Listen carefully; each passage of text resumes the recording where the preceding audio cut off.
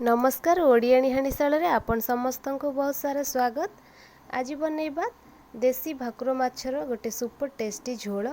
तो ये मु माछ झोल करने नहीं जाइए 700 ग्राम रो गोटे माछ नहीं जाइए ताको प्रथमे धोईकी भल से परिष्कार करी काटी नहीं जाइए आउ से मैरिनेट करने हलदी गुंड लुण आउ अदा रसुण पेस्ट मु रखी। तो मुझे सब पकई दूची तादे पकई दूची गोटे चामच सोरिष तेल से सब को हाथ में भल से घसी देकरी ताकू रखीदेवी मैरिनेट करिकी माछ को पूरा 10 मिनिट छाड़देबा। ये मोर 10 मिनिट पर मुझा को भाजुची। ये देखो कढ़ई मु चुली उपर बसई देची आउ तेल से पकई देची आउ तेल गरम होला पर मुझे 3 ରୁ 4 पीस पकईची। अधिक पीस पकईबानी, अधिक पीस पकईले माछटा लगी जीव भल से भाजी हेबनी। तो मुझे माछ को भल से प्रथम भाजी नहीं बाकी थिबा माछ को मध्य सेहीपरि भाबरे भाजी नेबी। आउ तरकारी मसला करने मुझे खंडे अदा नहीं जाइए आउ गोटे पियाज नहीं रसुण सोरिष जीरा धनिया आउ 2टा लंका भी नहीं। ये सब को भल से मु शिଳରେ बाटी नेबी। तरकारी पकाइबाई मु गोटे बड़ साइजर आलू को यही भाव में काटी नहीं।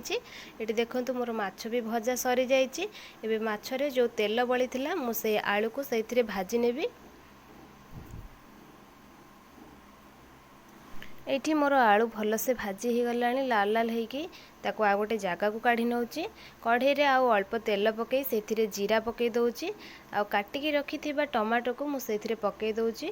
भल से टमाटर हो गला पर मुझे मसला सब रखी मसला को पकई दौची आउ मसला रे मु एबे पकई दौची लंका गुंड हलदी गुंड आ लुण ए सब को पकई से किछि पानी देकी मसला को किछि समय पई मु कसी नेबी। बर्तन मसला को तरभरिया भाव में न कषिकी मसला को टिके समय देकी कषिबा जेमती कि मसलार जो गंधटा जमती न रुहे।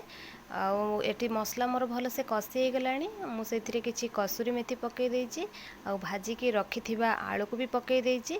ए सब को आउ 2 मिनिट कषिला पर मु तादरे दे दउछि पानी जेतिकी आवश्यक आपण से अनुसार पानी देबे। आलू तो भाजी होइतिला अल्प टिके पानी रे से सिझी जिवो। मुझे पानी दे देछि आउ ताकू किछि समय पई घोरे नउछि। एठी देखंतु तरकारी मोर फुटी गलानी माछ भजा माछ रो रखिथिली तरकारी मु एबे दे दउछि।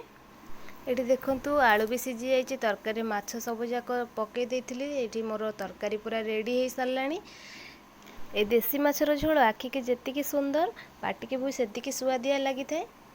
এই মাছ ঝোলর রেসিপি যদি আপনার পসন্দ আসে নিশ্চিত গোটে লাইক করবে কমেন্ট করবে আর চ্যানেল নুয়া থিলে চ্যানেল को सब्सक्राइब करेंगे जहाँद्वारा कि मोर नुआ नुआ वीडियो आपन पाखरे पहुँची पारिबो। आशा करछि वीडियोटी भल लागिथिबो। जय जगन्नाथ।